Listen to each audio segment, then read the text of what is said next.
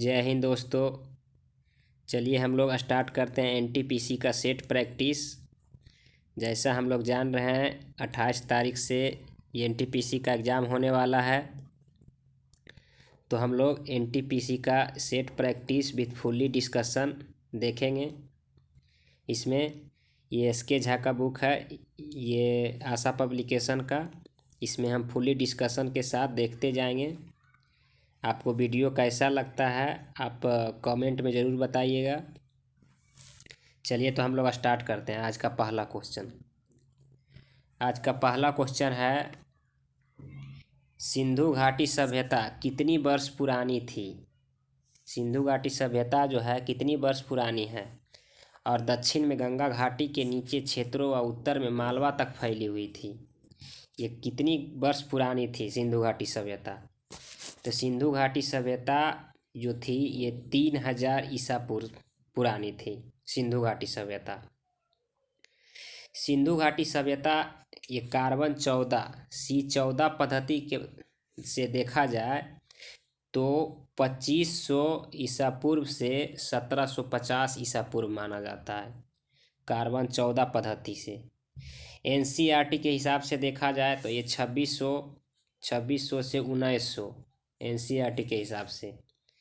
और pro martial ने इस सभ्यता का काल बोले थे, प्रो मार्शल 3250 से 2750 ईसा पूर्व, ये प्रो मार्शल का काल है। तो हम लोग सभी क्वेश्चन का डिटेल से देखते जाएंगे। आप लोग क्वेश्चन पुश करके लगा सकते हैं, ऑप्शन भी। चलिए दूसरा क्वेश्चन देखते हैं। दूसरा क्वेश्चन है कि बसीन की संधि पर किस वर्ष हस्ताक्षर हुआ था। बसीन की संधि जो हुआ था ये पेशवा बाजीराव द्वितीय और अंग्रेज़ों के मध्य हुआ था। बाजीराव द्वितीय, पेशवा और अंग्रेज़ों के मध्य। ये 1802 में हुआ था। इसका आंसर बी नंबर हो जाएगा, 1802 में।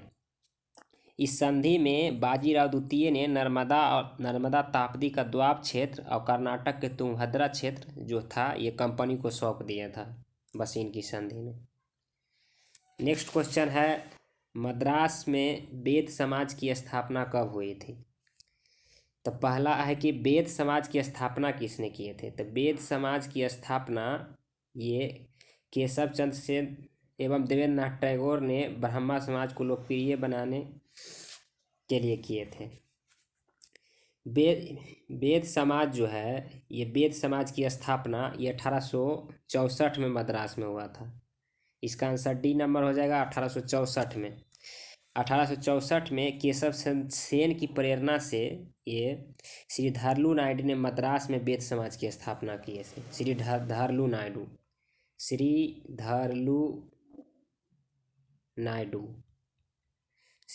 नायडू ने ये मद्रास में बेद समाज की स्थापना किए थे। 1871 ईस्वी में बेद समाज को ही दक्षिण भारत का ब्रह्मा समाज में परिवर्तन कर दिया गया था। केशव चंद्र सेन और देवेंद्रनाथ टैगोर ने ब्रह्मा समाज को लोकप्रिय बनाने में काफ़ी योगदान दिए थे, लेकिन दोनों के बीच वैचारिक मतभेद के कारण केशव चंद्र सेन ने आदि ब्रह्म समाज की स्थापना की है। फिर केशव चंद्र सेन ने। नेक्स्ट क्वेश्चन है कि 1915-16 में स्थापित होम रूल लीग निम्न में से किसकी सहायक इकाई के रूप में काम करती थी। तो होम रूल लीग की स्थापना किसने किया था। तो एनी बेसेंट और बाल गंगाधर तिलक ने होम रूल लीग की स्थापना किए थे। एनी बेसेंट जो किए थे ये मद्रास में किए थे और बाल गंगाधर जो किए थे वो पूना में किए थे, याद रखिएगा। तो किसकी सहायता में काम करता था। तो ये भारतीय राष्ट्रीय कांग्रेस के सहायता में काम करता था। भारतीय राष्ट्रीय कांग्रेस का गठन कब हुआ था। तो 1885 में इसका गठन हुआ था। तो इसी में जो मतभेद होता था गरम दल और नरम दल, उसी को सुलझाने में ये काम करता था होम रूल लीग, याद रखिएगा। चलिए नेक्स्ट क्वेश्चन है। वीडियो आपको अच्छा लगता है तो लाइक सब्सक्राइब शेयर भी करते जाइए ताकि अधिक से अधिक लोगों को फ़ायदा पहुँचे। चलिए हम लोग अगला क्वेश्चन देखते हैं। शिमला समझौता 1972 पर किसके द्वारा हस्ताक्षर हुआ था। तो शिमला समझौता पहले तो याद रखिए कि 1972 में हुआ। भारत और पाक युद्ध के बीच में हुआ था ये शिमला समझौता। तो दोनों तरफ कौन कौन थे जिनके बीच हस्ताक्षर हुआ था? तो इसका आंसर हो जाएगा बी नंबर, इंदिरा गांधी और Z A Bhutto. Indira Gandhi Z A Bhutto का मतलब हो गया जुल्फ़िकार अली भुट्टो। इंदिरा गांधी और जुल्फ़िकार अली भुट्टो के बीच हुआ था। ये भारत पाक युद्ध जो हुआ था 1971 में हुआ था और 1972 में शिमला समझौता हुआ था, जिसमें 96,000 फौज को भारत में बंद करके रखा गया था, पाकिस्तानी फौज को, जो समझौता के बाद छोड़ दिया गया था ये इतने इतने फौज को। नेक्स्ट क्वेश्चन है, इकग्लाइपो ड्रैगन राजा के रूप में स्थापित किया गया था। तो ये किसको स्थापित किया गया था? उगियन वांगचुक को। इसका आंसर सी नंबर हो जाएगा। ये 1907 इसमें उगियन वांगचुक को भूटान के वंशानुगत शासक के रूप में यहाँ राजा चुना गया था 1907 में, ड्रैगन राजा के रूप में। वर्तमान में भूटान का राजा पूछेगा तो जिग्मे खेसर नामग्याल वांगचुक याद रखिए, भूटान का वर्तमान में राजा है नामग्याल वांगचुक, वहाँ राजा होता है भूटान में। 7वां क्वेश्चन है कि कूट का है, कूट टाइप का क्वेश्चन उसमें रहेगा। ये 2 गो दिया हुआ है, नीचे दिए गए ए और बी आर दिया गया कथन है। जैसे भारतीय संविधान 26 जनवरी 1950 को लागू हुआ, बिल्कुल सही है। 26 जनवरी गणतंत्रता दिवस के रूप में मनाया जाता है, तो ये भी सही है, इसलिए इसका आंसर हो जाएगा। दोनों सही है लेकिन दोनों का व्याख्या एक दूसरे पे नहीं है, तो इसका आंसर हो जाएगा डी नंबर। ए आर दोनों सही है, आर ए का उचित व्याख्या नहीं करता है। नेक्स्ट क्वेश्चन है 8 नंबर है कि राज्य के नीति निर्देशक सिद्धांतों के बारे में निम्नलिखित कथन में कौन सा कथन गलत है? तो राज्य का नीति निर्देशक तत्व के बारे में ये अनुच्छेद 37 के आधार पर राज्य का नीति निर्देशक तत्व जो है ये सरकार की इच्छा शक्ति एवं आर्थिक संसाधन पर निर्भर करता है। अनुच्छेद 37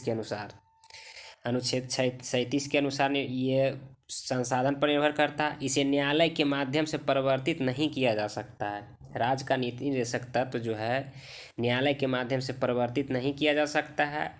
और इसे के.टी. शाह ने, या नाम याद रखिए, के.टी. शाह ने जो ये राज्य के नीति निर्देशक तत्व के बारे में बोले थे कि यह ऐसा बैंक है जो उसका मर्जी पर निर्भर करता है। ये कल्याणकारी नीति बनाने के लिए केवल है राज्य का नीति निर्देशक तत्व। तो पूछ रहा है इसमें कौन सा गलत है? तो इसका आंसर डी नंबर हो जाएगा। डी इसका गलत है और बाकी सब सही है। तो सही वाला हम लोग देख लेते हैं। नीतियां बनाने और कानून अभिनति करते हुए राज्य को ध्यान में रखने वाले आदर्शों को दर्शाता है। सही है। ये समुदाय के कल्याण को बढ़ावा देता है। ये उल्लंघन के लिए अदालतों द्वारा कानूनी तौर पर परिवर्तनीय नहीं है। ये सब अभी हम लोग देख लिए थे, तो ये हो गया है। चलिए नेक्स्ट क्वेश्चन अब हम लोग देखते हैं। नेक्स्ट क्वेश्चन 10 नंबर 10वां क्वेश्चन है कि ब्लू मून क्या है? तो ब्लू मून देखिए क्या है कि जब एक ही महीना में 2 पूर्णिमा हो तो उसे ब्लू मून कहते हैं। एक महीना में 2 पूर्णिमा हो तो ब्लू मून कहेंगे। जैसे 1 तारीख के लगा और एगो लास्ट में 31 तारीख को लग जाएगा तो ये ब्लू मून कहलाएगा। ये 31 अक्टूबर याद रखिएगा, 31 अक्टूबर करंट अफेयर भी हो सकता है। 31 अक्टूबर 2020 को ये ब्लू मून हुआ था। 31 अक्टूबर 2020 को याद रखिएगा। करीब 19 सालों के बाद ये 31 अक्टूबर 2000 को ब्लू मून हुआ था। नेक्स्ट क्वेश्चन है कि ब्लैक रॉक रेगिस्तान कहाँ स्थित है? ब्लैक रॉक रेगिस्तान जो है ये यूएसए में स्थित है। इसका आंसर गलत है, इसमें कोई आंसर नहीं है। यूएसए अमेरिका में ब्लैक रॉक रेगिस्तान यूएसए में है। नेक्स्ट क्वेश्चन है क्षेत्रीय ग्रामीण बैंकों का नियंत्रण कौन सा केंद्रित बैंक करता है? यानी ग्रामीण बैंक का नियंत्रण जो करता है ये नाबार्ड करता है। इसका आंसर सी नंबर हो जाएगा, नाबार्ड। नाबार्ड की स्थापना पूछेगा तो 1982 में इसका स्थापना हुआ था नाबार्ड का। ये शिवरमन समिति, कौन सा समिति? शिवरामन समिति के सिफारिश पर इसका किया गया, शिवरामन समिति के सिफारिश पर। वही एसबीआई बोलेगा तो एसबीआई जो है ये सार्वजनिक क्षेत्र का सबसे बड़ा बैंक है। एसबीआई सार्वजनिक क्षेत्र का सबसे बड़ा बैंक है। और आईसीआईसी बोलेगा तो निजी क्षेत्र का सबसे बड़ा बैंक है। आईसीआईसी निजी क्षेत्र का सबसे बड़ा बैंक और एसबीआई सार्वजनिक। चलिए नेक्स्ट क्वेश्चन देखते हैं। नेक्स्ट क्वेश्चन है कि यूएनडीपी का उद्देश्य क्या है? तो यूएनडीपी का जो उद्देश्य है इसका आंसर 1 नंबर हो जाएगा। आर्थिक और सामाजिक विकास को गति प्रदान करने के लिए तकनीकी सहायता प्रदान करना। यूएनडीपी जो है गरीबी की आकलन करता है, ये मेन रूप से गरीबी की आकलन करता है, उसका नियंत्रण करता है कि गरीबी कैसे नियंत्रण किया जाए। यूएनडीपी की स्थापना बोलेगा तो 1965 में इसका स्थापना हुआ था। यूएनडीपी 1990 से मानव विकास सूचकांक भी जारी करने लगा यूएनडीपी, याद रखिएगा। नेक्स्ट क्वेश्चन है कि विश्व जल दिवस कब मनाया जाता है? तो विश्व जल दिवस सभी लोग जानते होंगे, इसका आंसर सी नंबर हो जाएगा 22 मार्च। लेकिन वही 22 अप्रैल बोलेगा, 22 अप्रैल, तो इसका हो जाएगा 22 अप्रैल पृथ्वी दिवस हो जाएगा। 22 अप्रैल जल दिवस 22 मार्च हो जाएगा। ये जल दिवस जो है सबसे पहले 1993 में मनाया गया है। रियो डी जेनेरो में सम्मेलन हुआ, वहीं से जल दिवस मनाना स्टार्ट हुआ। चलिए नेक्स्ट क्वेश्चन हम लोग देखते हैं। 15 नंबर क्वेश्चन इंपॉर्टेंट है, देखिए। प्रसिद्ध तिरुमाला मंदिर किस पहाड़ी पर स्थित है? तिरुमाला मंदिर जो है ये वेंकाड्री पहाड़ी पर स्थित है। इसका आंसर डी नंबर हो जाएगा, वेंकाड्री पहाड़ी पर स्थित है। यह आंध्र प्रदेश में, याद रखिएगा, तिरुमाला मंदिर आंध्र प्रदेश में है, वेंकाड्री पहाड़ी पर। इसे बालाजी मंदिर भी कहा जाता है, जो भगवान विष्णु को समर्पित है, बालाजी मंदिर। और ये किस शैली में निर्मित है? तो द्रविड़ शैली में निर्मित है, याद रखिएगा, द्रविड़ शैली में। नेक्स्ट क्वेश्चन है कि 6000 एंगस्ट्रम तरंगदैर्घ्य का एक वर्णित प्रकाश निर्वात में 15, यहाँ 1.5 होगा, 1.5 और पर्तनांक वाले माध्यम में प्रवेश करता है। इस माध्यम में प्रकाश का तरंगदैर्घ्य क्या होगा? तरंगदैर्घ्य लेमडा इक्वल टू होता है निर्वात में प्रकाश बटा तरंगदैर्घ्य अपवर्तनांक। तो ये 6000 हो जाएगा, 6000 और बटा 1.5 हो जाएगा, तो डिवाइड कीजिएगा तो 4000 के आसपास आ जाएगा। इसका सी नंबर हो जाएगा आंसर, 4000 एंगस्ट्रॉम। नेक्स्ट क्वेश्चन है, दिए गए बल और विस्थापन की दिशा के बीच का कोण 90 डिग्री है तो कार्य क्या होगा? तो कार्य बराबर W बराबर, जब थीटा दे रहे हैं तो W बराबर होता है FS cos थीटा, याद रखिएगा। तो F मतलब फोर्स हुआ, फोर्स मतलब बल, और S मतलब हो गया दूरी, और वही cos थीटा। तो cos थीटा है यहाँ, cos 90 डिग्री हो जाएगा। तो cos 90 डिग्री का मान हो जाता है 0। तो 0 से ये इतना मल्टीप्लाई होगा तो 0 हो जाएगा, यानी वर्क हो जाएगा, कौन चीज़ 0 हो जाएगा। जब भी 90 डिग्री किसी के बीच का मान हो तो वर्क 0 हो जाता है, 0 डिग्री, याद रखिएगा, बहुत इंपॉर्टेंट। इसका देख लीजिएगा ये क्या है। चलिए हम लोग नेक्स्ट क्वेश्चन देखते हैं। नेक्स्ट क्वेश्चन है,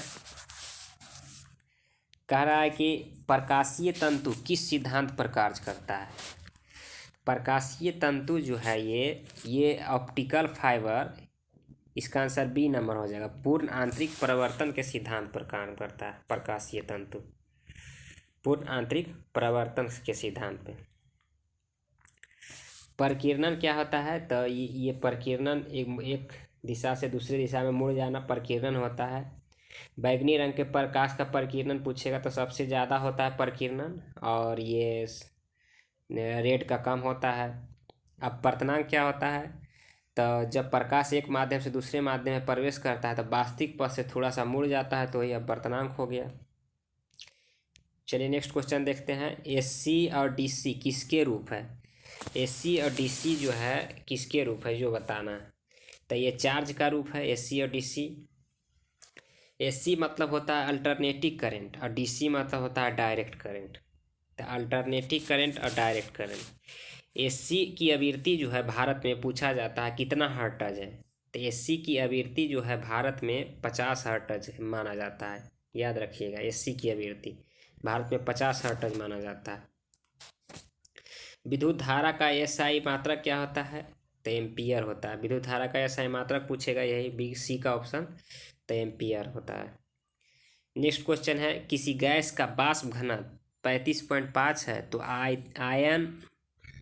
आयन बनता है जिस पर आवेश रहता है क्या, तो उस पर आवेश क्या रहता है, एम्पियर मीटर उसका रहता है आवेश। याद रखिएगा।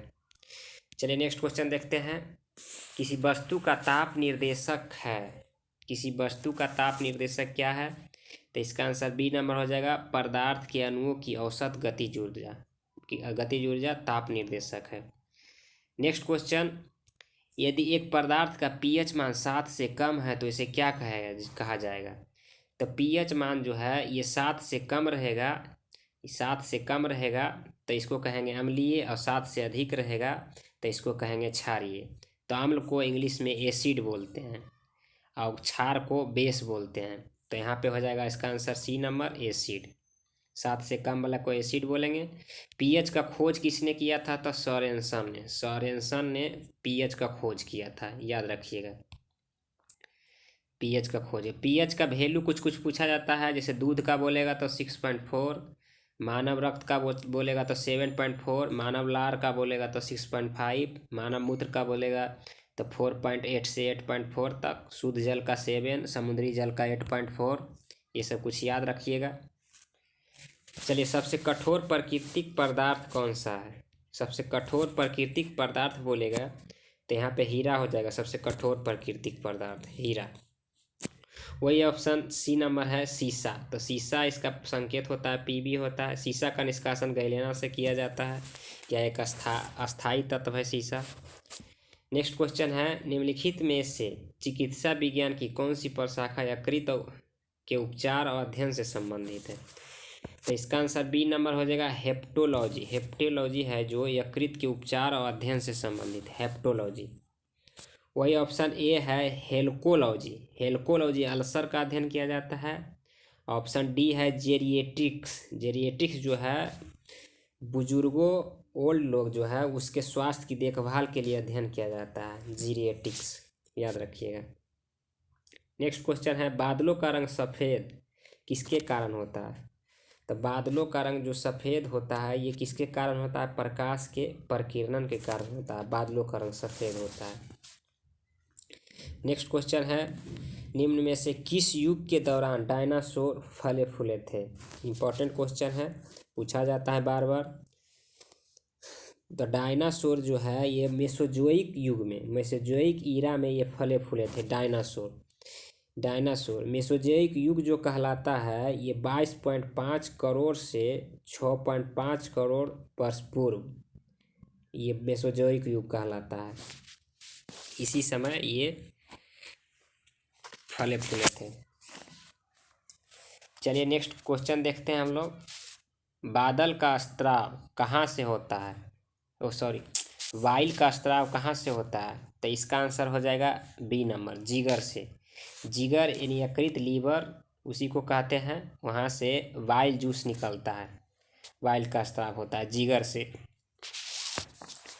चलिए नेक्स्ट क्वेश्चन हम लोग देखते हैं, एक सीरियल पोर्ट क्या कहलाता है, एक सीरियल पोर्ट क्या कहलाता है, तो इसका आंसर सी नंबर हो जाएगा, केवल हार्ड ड्राइव से जानकारी स्थानांतरित करना और केवल हार्ड ड्राइव को जानकारी स्थानांतरित करना, ये दोनों चीज़ होता है। एक होता है यूएसबी। तो यूएसबी जो है ये यूनिवर्सल सीरीज बस कहते हैं इसको फुल फॉर्म। विभिन्न उपकरणों को कंप्यूटर से जोड़ने का काम करता है यूएसबी। यूएसबी की सहायता से डाटा को भी भेज सकते हैं, अर्थात यूएसबी दो तरफा सीरियल पोर्टल है ये यूएसबी। 30 नंबर हो गया, प्राकृतिक के क्लीनर निम्न में से कौन है, प्राकृतिक के क्लीनर। तो प्राकृतिक क्लीनर हो गया, इसका आंसर सी नंबर, विघटक। कोई भी पदार्थ विघटक होगा मतलब वो सड़ गल जाएगा तो प्राकृतिक का क्लीनर कहलाएगा, मतलब क्लीन कर दिया वो। नेक्स्ट क्वेश्चन है कि दोलन करते लोलक का गोलक 100 सेकेंड के मध्य बिंदु से 100 बार गुजरता है तो लोलक की आवृत्ति क्या होगी। तो आवृत्ति पूछ रहा है, तो आवृत्ति जो है 100 बार गुजर रहा है, तो उसी बीच मध्य बिंदु से, जैसे ये लोलक है तो ये मध्य बिंदु से 100 बार गुजर रहा है, तो एक बार जाने में एक बार आने में पूरा एक दोलन कहलाता है। तो ये 100 बार गुजरा है, 50 दोलन किया है। तो आवृत्ति जो होता है, आवृत्ति इक्वल टू 1/, आवर्त काल होता है। तो वन मतलब लेते हैं तब, लेकिन यहाँ 50 बार गुजर रहा है, तो 50/, आवर्त काल कितना है, 100 सेकेंड है। तो 50/100 कीजिएगा बराबर 1/2 आएगा, यानी कि 0.5 हर्ट्ज होगा। उसकी आवृत्ति क्या हो जाएगी, 0.5 हर्ट्ज। सी नंबर आंसर इसका हो जाएगा। तो वीडियो अच्छा लग रहा है तो अधिक से अधिक लाइक सब्सक्राइब शेयर कीजिए, और ये रीजनिंग का भी वीडियो बना रहे हैं, वहाँ से आप देख सकते हैं। कमेंट में ज़रूर बताइएगा कैसा लग रहा है आपको डिस्कशन। चलिए तो आगे देखते हैं। हाल ही में किसे नाबार्ड के नए अध्यक्ष के रूप में नियुक्त किया गया है। अब करंट अफेयर है, यहाँ से देखिए। नाबार्ड के नए अध्यक्ष के रूप में नियुक्त किया गया है गोविंद राजुल चिंताला को नाबार्ड के नए अध्यक्ष नियुक्त किया गया है। नाबार्ड के बारे में भी देखें, 1982 में इसका स्थापना हुआ नाबार्ड का फुल फॉर्म होता है national bank for agriculture and rural development. NABARD का फुल फॉर्म होता है। ये नाबार्ड का मुख्यालय पूछेगा तो मुंबई में नाबार्ड का मुख्यालय है। नेक्स्ट क्वेश्चन जो है 33। हाल ही में प्रसिद्ध व्यक्ति अजीत जोगी का निधन हुआ, वह किस राज्य से पहले मुख्यमंत्री थे। तो यदि अजीत जोगी जी जो थे ये छत्तीसगढ़, एक नंबर हो जाएगा। ये छत्तीसगढ़ के मुख्यमंत्री थे।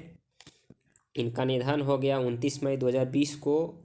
छत्तीसगढ़ का गठन पूछेगा तो 1 नवंबर 2000 को छत्तीसगढ़ का गठन हुआ था।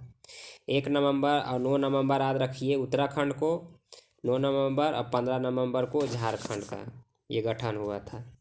छत्तीसगढ़ का वर्तमान में मुख्यमंत्री पूछेगा तो भूपेश बघेल और राज्यपाल अनसुईया उइके। 34 विश्व पर्यावरण दिवस का हर वर्ष कब मनाया जाता है। तो सब लोग जानते होंगे ये 5 जून को पर्यावरण दिवस मनाया जाता है। विश्व खाद्य दिवस पूछेगा, विश्व खाद्य सुरक्षा दिवस, तो ये 7 जून हो जाएगा। 7 जून विश्व खाद्य सुरक्षा दिवस। अंतर्राष्ट्रीय ओलंपिक दिवस पूछेगा तो 23 जून अंतर्राष्ट्रीय ओलंपिक दिवस। जून से सारा देख लेते हैं। सांख्यिकी दिवस पूछेगा तो 29 जून, राष्ट्रीय सांख्यिकी दिवस 29 जून हो गया। अंतर्राष्ट्रीय योग दिवस पूछेगा तो 21 जून हो गया अंतर्राष्ट्रीय योग दिवस। चलिए नेक्स्ट देखते हैं। केंद्र सरकार ने हाल ही में कोलकाता पोर्ट ट्रस्ट का नाम बदलकर किस व्यक्ति के नाम पर रखा है। तो कोलकाता पोर्ट ट्रस्ट का नाम बदलकर ये श्यामा प्रसाद मुखर्जी के नाम पर रखा गया। इसका आंसर सी नंबर हो जाएगा। हाल ही में कौन केरल की पहली महिला डीजीपी नियुक्त किए गए हैं। तो केरल की पहली महिला डीजीपी जो नियुक्त की गई है आर श्रीलेखा केरल की पहली महिला डीजीपी नियुक्त किया गया है। भारत की पहली महिला डीजीपी पूछेगा तो उत्तराखंड की ये कंचन चौधरी उत्तराखंड की जो है ये पहली भारत की महिला डीजीपी है। वर्तमान में केरल के मुख्यमंत्री पूछेगा तो पिनरई विजय हो गया मुख्यमंत्री, और राज्यपाल पूछेगा तो आरिफ मोहम्मद हो गया राज्यपाल, आरिफ मोहम्मद खान। तब आगे देखते हैं 37 नंबर। हाल ही में हुए घोषणा के अनुसार कहाँ पर दुनिया का सबसे बड़ा प्लेटफॉर्म बन रहा है। तो हम लोग पहले जानते थे कि सबसे बड़ा प्लेटफॉर्म गोरखपुर का था, ये 1366.64 मीटर था। अब जो है ये 1400 मीटर का जो बन रहा है, ये 1400 मीटर का हुबली स्टेशन पे, कर्नाटक में हुबली स्टेशन पे, बी नंबर इसका आंसर हो जाएगा, कर्नाटक के हुबली पे। अच्छा, एक अभी ट्रेन चला है किसान के लिए, किसान रेल जो चला है ये महाराष्ट्र के देवलाली से बिहार के दानापुर तक चला है। ये भी करंट में याद रखिएगा। और जयपुर को सबसे स्वच्छ घोषित किया गया है। रेल बोर्ड का जो अध्यक्ष है ये वर्तमान में चेयरमैन विनोद कुमार यादव है। नेक्स्ट क्वेश्चन है 38। हाल ही में किस देश द्वारा जारी नया राजनीतिक नक्शा में जम्मू कश्मीर लद्दाख जूनागढ़ को अपना हिस्सा बताया। तो ये कौन बता सकता है? यही होगा सी, पाकिस्तान। पाकिस्तान जो है ये अपना हिस्सा बताता है, लेकिन कुछ होने वाला तो है ना। वर्तमान में पाकिस्तान के प्रधानमंत्री इमरान खान है, और ये राष्ट्रपति हो गया आरिफ अलवी हो गया, राष्ट्रपति वहाँ का है। 39 है कि 2020 में नासा NSO द्वारा आंकड़े के अनुसार वित्त वर्ष 2020-21 की पहली तिमाही में भारत की GDP वृद्धि दर कितने प्रतिशत दर्ज की गई है? तो ये बहुत काफ़ी बुरी हाल है। ये इसका आंसर हो जाएगा सी नंबर, -22.6 आंकड़ा दर्ज किया है। 39 का सी हो जाएगा। चलिए नेक्स्ट क्वेश्चन है बुक से। बुक हर एक क्वेश्चन में एक पूछ लिया जाता है। तो overdraft saving the India serve, overdraft the saving the Indian saver पुस्तक के लेखक कौन है? तो इसका आंसर एक नंबर हो जाएगा Urjit Patel. Urjit Patel overdraft saving the India saver नामक पुस्तक के लेखक हैं। और सब करेंट में बुक है कुछ, 2-3 को देख लीजिए। जैसे माइंड मास्टर बोलेगा तो विश्वनाथ आनंद, और one arranged murder Chetan Bhagat, one arranged murder Chetan Bhagat. India is distress Mamata Banerjee, India is distress Mamata Banerjee. 10 studies in Kashmir history and polity Kashinath Pandit. तो ये सब बुक का नाम है। चलिए तो हम लोग मिलते हैं नेक्स्ट वीडियो में। वीडियो को अधिक से अधिक लाइक सब्सक्राइब शेयर कीजिए आप लोग। आप लोग का सपोर्ट मिलेगा तो और अधिक अच्छे से अच्छे वीडियो बनाया जाएगा। धन्यवाद।